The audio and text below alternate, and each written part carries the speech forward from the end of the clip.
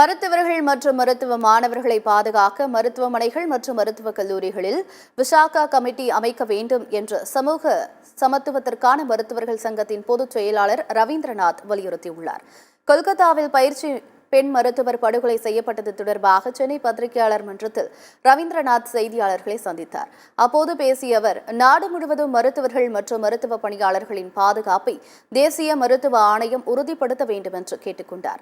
இந்த வழக்கில் தொடர்புடைய அனைவரும் கைது செய்யப்பட வேண்டும், பாதிக்கப்பட்ட குடும்பத்திற்கு 1 கோடி ரூபாய் வழங்க வேண்டும் என்று அவர் கூறினார்.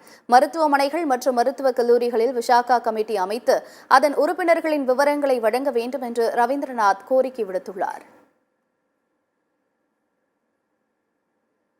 அது ஒரு பிரச்சனைகளை தீர்ப்பதற்கு எந்த விதமான வசதி இல்லை, எந்த விதமான அமைப்பு இல்லை. எனவே இது போன்ற பிரச்சனைகளுக்கு டீம்டு மெடிக்கல் பிரைவேட் மெடிக்கல் நடக்குது.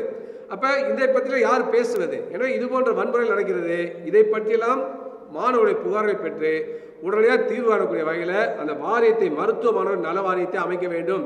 அது தேசிய அளவில் அமைக்கப்பட. இப்போ ருஷ்யாவில் குஸ்கில் பிரச்சனை வந்துருச்சு, அங்கே ஏராளமான இந்திய மாணவர்கள் பாதிக்கப்படுறாங்க. யார் பிரச்சனை உடனடியாக சால்வ் பண்ணுறது? அப்போ இது போன்ற பிரச்சனை வருகிற பொழுது தேசிய அளவில், மாநில அளவில், மாவட்ட அளவில் வாரியங்களை உருவாக்க வேண்டும் என கேட்டுக்கொள்கிறோம்.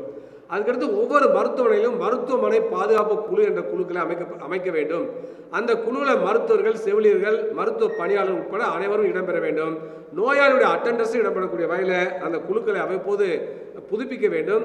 அதே சமயத்தில் அந்த குழுக்கு மருத்துவமனை பாதுகாப்பு, மருத்துவமனை ஊழியர்கள் பாதுகாப்பு, அதேபோல மருத்துவர்கள், செவிலியருடைய பாதுகாப்பு, பாலியல் தொந்தரவுகளை தீர்வு காண்பது, நோயாளிகள் பாலியல் வல்லுறவுக்கு உள்ளாக்கப்படுது, நோயாளிகள் பாலியல் துன்புறுத்தல் உள்ளாகுவது உட்பட அந்த குழு அதை கண்காணிக்க வேண்டும்.